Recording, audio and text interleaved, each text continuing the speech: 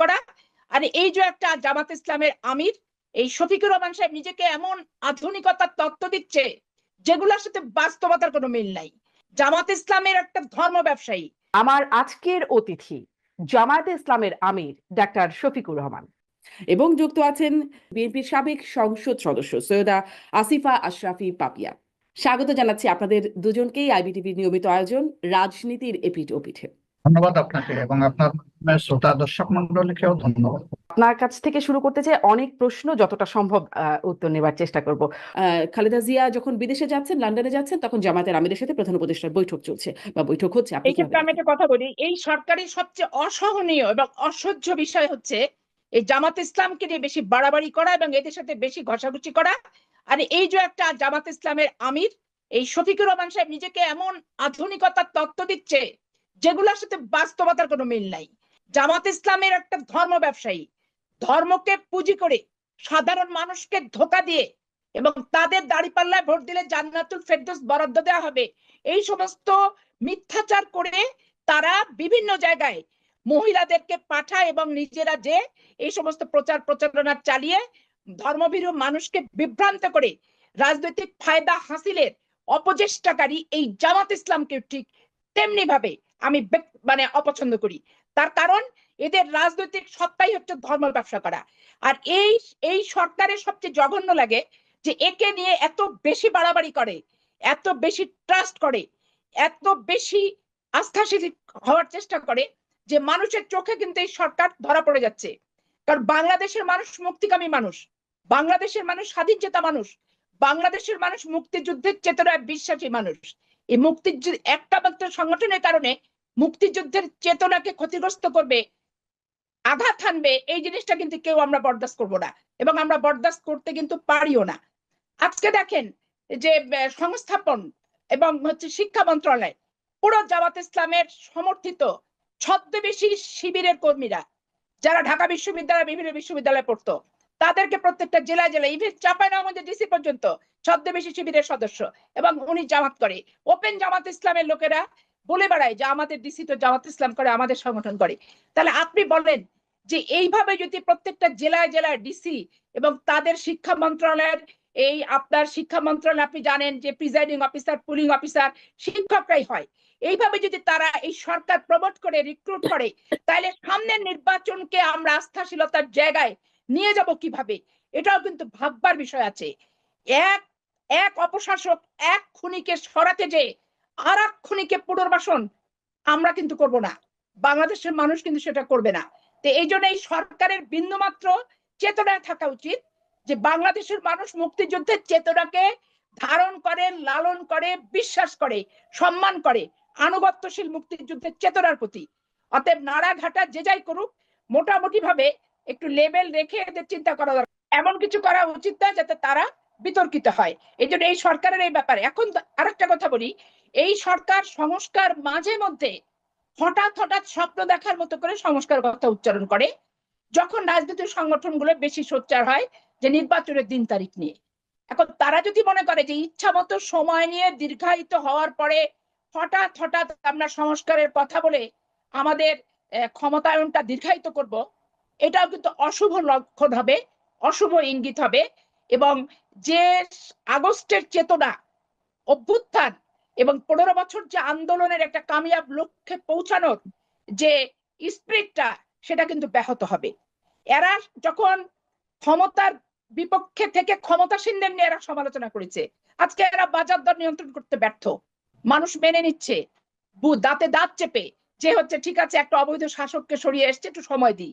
আজকে traffic jam এত বেশি ঢাকা শহর গোটা বাংলাদেশে, সেখান থেকে ধরেন মানুষ নাভিশ্বাস এবং কোথাও কোনো সিস্টেম নাই, শৃঙ্খলা নাই, প্রশাসন নীরব হয়ে বসে আছে, কোনো কার্যকারিতা নাই, টেবিল চেয়ার আছে, পোস্ট আছে, বেতন খাচ্ছে কিন্তু ভূমিকা নাই।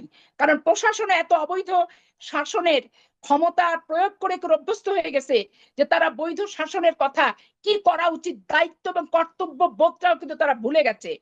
এমত অবস্থায় ইনারা যদি মনে করেন দল গঠন করব, ক্ষমতায় বসে থাকবো, থেকে একটা পাতানো নির্বাচন দিব, বাংলাদেশের মানুষ কখনোই কোনো এই অবৈধ এবং এই টাইপের মানসিকতা সম্পূর্ণ সংগঠন ব্যক্তি এদেরকে মেনে নেয়নি, সমর্থন দেয়নি মানবে না, মানতে পারে না। এটাই হচ্ছে চরম পাতানো সত্য কথা। নির্বাচনের সংখ্যা কেন করছেন? যেভাবে ডিসি এবং শিক্ষা মন্ত্রণালয় নিয়োগ দিচ্ছে এবং বিভিন্ন জেলায় জেলায় জামাত ইসলামকে যেভাবে প্রশাসনিকভাবে যে দৌরাত্ম্যটা আমি উপলব্ধি করছি এবং কিছু কিছু ক্ষেত্রে আমি নিজে প্রত্যক্ষভাবে অবলোকন করছি, এতে আমার সন্দেহ হচ্ছে প্রথমত। দ্বিতীয়ত হচ্ছে এরা যদি সংগঠন তৈরি করে, তাহলে ক্ষমতায় থেকে সংগঠন তৈরি করলে তাদের অধীনে কি পাতানো নির্বাচন ছাড়া অবাধ, সুষ্ঠু, নিরপেক্ষ, গ্রহণযোগ্য সার্বজনীন নির্বাচন হওয়ার কোনো সম্ভাবনা থাকে কি? থাকে তো না। আমরা তো ক্ষমতার বাইরে, আমরা আগেও বলেছি যে আমরা নিজেরাও ক্ষমতা থেকে নির্বাচন দিতে চাই না, আর কেউ ক্ষমতা থেকে নির্বাচন দেখ এটাও আমরা চাই না। এই সরকার জামাত ইসলামীকে নিয়ে অতি বাড়াবাড়ি, মাখামাখি, ঘষাঘষি এই বিষয়গুলো যে করছে, আসিফ পাপিয়া বলছিলেন, আপনারা এটিকে মানে ঠিক এভাবেই দেখেন কি? আসলে কি এরকম কিছু আপনাদেরও মনে হচ্ছে? বিএনপি তো আমার সামনে নাই, আপনি আছেন। আপনি একজন সচেতন সাংবাদিক হিসাবে আপনি কি একটু বলবেন যে উপদেষ্টা পরিষদের কোন লোকটা জামাত ইসলামের? আপনার কি জানা আছে? একটু বলতে পারবেন?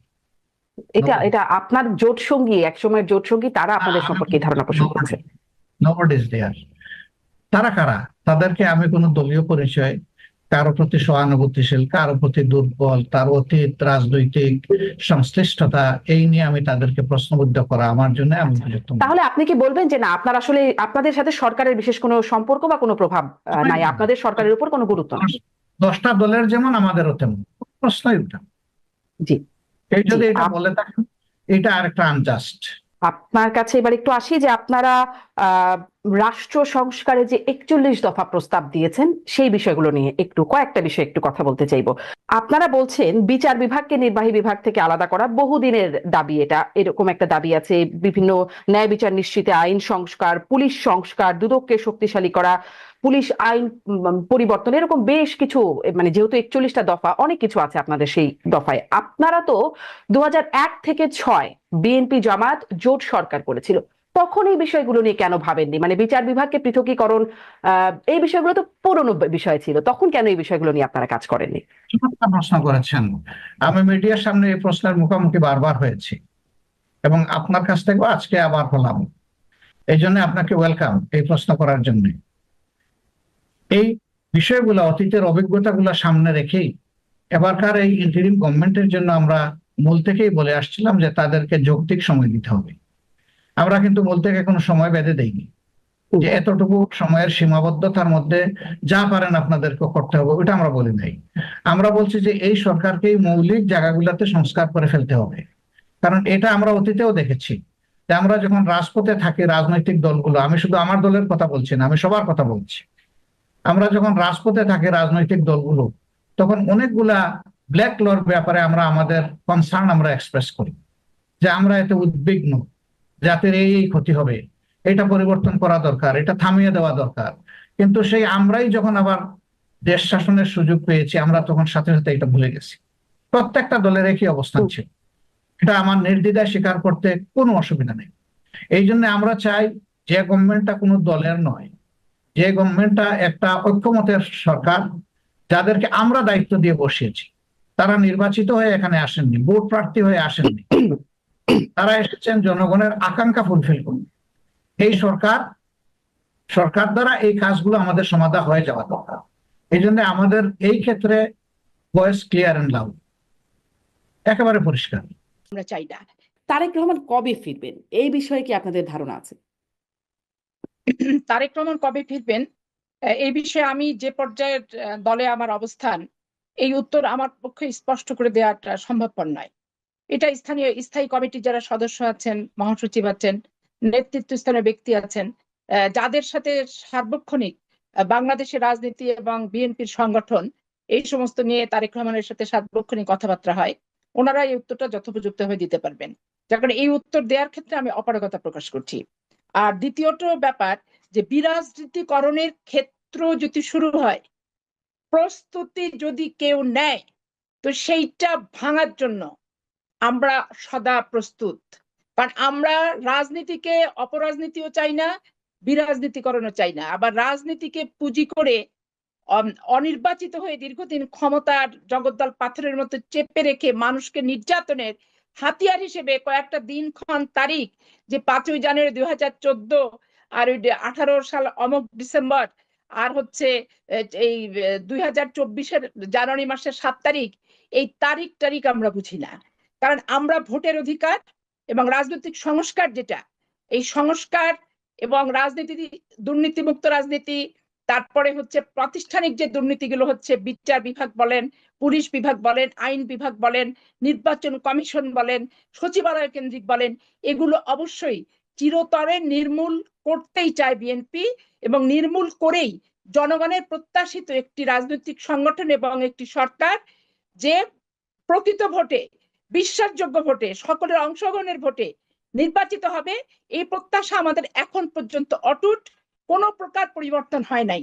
অপরিবর্তিত মানসিকতা এখন পর্যন্ত আছে এবং ততক্ষণ পর্যন্ত থাকবে যতক্ষণ পর্যন্ত আমরা কামিয়াব লক্ষ্যে পৌঁছাতে না পারি। বলছিলেন যে তারেক রহমান কবে ফিরবেন সেটি আসলে আপনাদের পক্ষে এই মুহূর্তে জানা সম্ভব না, হয়তো স্থায়ী কমিটির নেতারা জানতে পারেন, কিন্তু কেন ফিরছেন না? মানে আগে সরকারে আমরা জানি তার জন্য সংকটপূর্ণ ছিল বাংলাদেশে সেই সময় আসাটা, কিন্তু তারপরে এখন 4 মাস চলে গেছে এই সরকার আসার পরে, এখনো তিনি ফিরছেন না। আচ্ছা, গেলেন, খালেদা জিয়া গেলেন লন্ডনে, এরপর কবে আসবেন সেটি আপনি জানছেন না, কেন আসছেন না সেটি কি আপনি বলতে পারেন? আসলে আমি বলছিলাম যে আমার অবস্থানটা দলে যে জায়গায়, মানে সেই জায়গা থেকে এই বিষয়টি আমার জানার যে এখতিয়ার বলেন, কি জানার যে জায়গা বলেন, সেই ক্ষেত্রে আমি নাই। এটা পার্টির স্থায়ী কমিটির সদস্যবৃন্দ এবং মহাসচিব জানবেন। তবে আমার সুস্থ জ্ঞানে আমি যেটা বুঝি, যে তারেক রহমান সাহেব 15 বছর উনি এই যে পারিবারিক রাজনীতির যে বিষয়টা আসছে, রুহুল হোসেন প্রিন্স ভাই তুললেন, এখানে দেখেন জিয়াউর রহমান যখন নির্মম ভাবে নিহত হয় 30শে মে 1981 সালে চট্টগ্রাম সার্কিট হাউসে, তখন পার্টি বেগম খালেদা জিয়াকে ছাড়া বিভিন্ন জনকে নেতা বানিয়ে চালানোর চেষ্টা রাজনৈতিক সংগঠন বিএনপির লোকেরা করেছে। কিন্তু যখন পর্যায়ক্রমে দেখেছে ব্যর্থ হয়েছে, দল ভেঙে নতুন দলে যাচ্ছে, তখন আস্থার জায়গা বেগম খালেদা জিয়াকে দায়িত্বটা দিয়েছে। এবং বেগম খালেদা জিয়া দীর্ঘ 9টি বছর আন্দোলন করে উনি ওনার যোগ্যতা, আপোষণীয়তা, স্বকীয়তা এবং বিএনপির মতো একটা সংগঠন শহীদ রাষ্ট্রপতি জিয়াউর রহমানের অনুপস্থিতিতে ঠিক তার মতো করে, তার আদলে, তার মানসিকতা এবং তার রেখে যাওয়া দলটাকে তার লক্ষ্যমাত্রায় পৌঁছানোর জন্য যোগ্য ব্যক্তি হিসেবে দল যে সেদিন সিদ্ধান্ত নিয়েছিল, সেটি কিন্তু পরবর্তীতে প্রমাণিত হয়েছে। তারেক রহমান সাহেব বিএনপি ক্ষমতায় থাকাকালীন সময় পর্যন্ত 2006 সাল 1/11 আসার আগ পর্যন্ত পার্টিতে পোস্টফোলিও ভাবে কোথাও এমপি কি মন্ত্রী এগুলোর ভিতরে উনি কিন্তু ছিলেন না।